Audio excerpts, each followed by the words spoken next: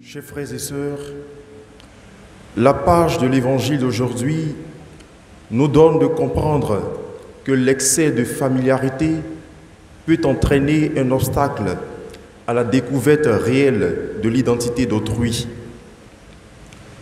Un proverbe écossais dit d'ailleurs « Trop de familiarité engendre le mépris ». Saint Marc montre clairement que même le Fils de Dieu n'a pu être épargné du mépris de ceux-là qui l'ont vu grandir et qui sont ses familiers. Il croyait disposer une connaissance totale de lui.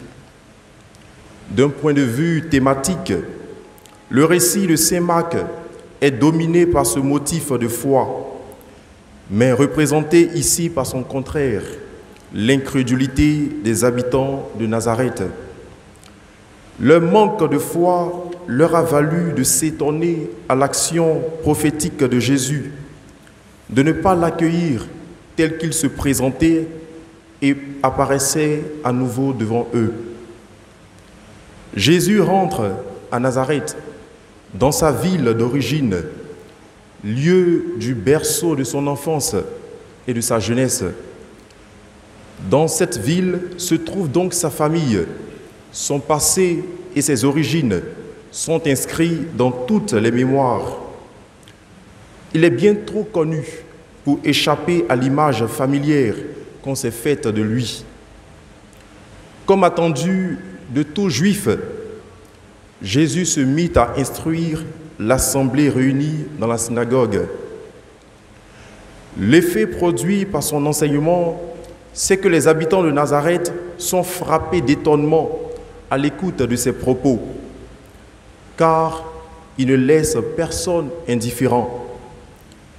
Il se pose alors cette lancinante question sur l'identité profonde de Jésus. Qui est-il donc? Quelle est cette sagesse qui lui a été donnée?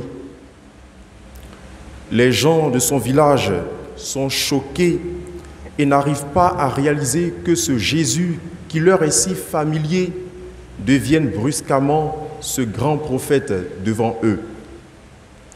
Pour eux, Jésus est trop connu pour mériter leur confiance et leur adhésion en tant que prophète.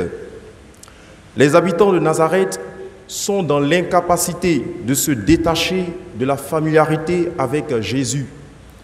Mais au fond, cela n'a rien d'étonnant. C'est toujours ainsi que les choses se passent quand Dieu confie une mission à un homme. Le fait que les habitants de Nazareth n'avaient pas reconnu Jésus comme un envoyé de Dieu fait comprendre qu'il y a plusieurs manières de connaître Jésus. On peut le connaître sans la foi, ou on peut le connaître dans la foi.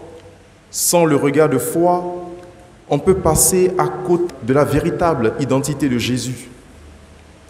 Jésus nous invite à un nouveau regard, un regard au-delà de ce qu'on voit.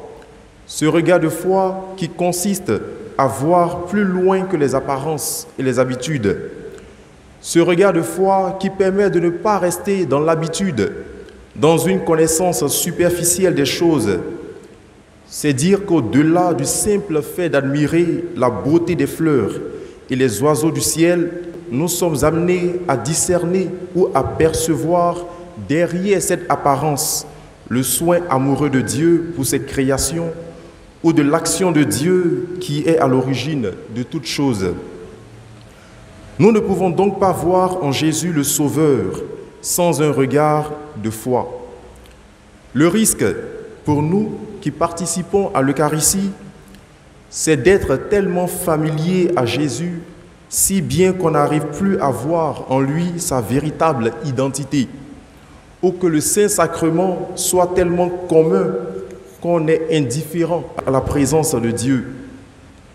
De même, il peut arriver que nous soyons tellement habitués au frère ou à la sœur que nous ne parvenons pas à voir Jésus en lui, surtout quand il nous parle et nous adresse des paroles de Jésus. il faut souligner que Jésus ne parle qu'à partir de l'expérience de la vie. Pour être donc en accord avec lui et pénétrer son expérience de Dieu, il faut aimer la vie et s'y plonger, s'ouvrir au monde et être à l'écoute de la création. C'est ainsi que dans la foi, nous pouvons être attentifs à l'action de Jésus-Christ en ce que nous côtoyons chaque jour, car le vrai discernement nous aide à percevoir la fine fleur de la révélation divine, la grâce de Dieu et ses effets dans la beauté de la création. Et c'est justement le regard de foi qui nous permet de découvrir Dieu à l'œuvre, même derrière la simplicité et la familiarité vis-à-vis du prochain. Que par la mémoire de Saint Jean Bosco, le Seigneur nous en accorde la grâce aujourd'hui, demain et pour les siècles des siècles.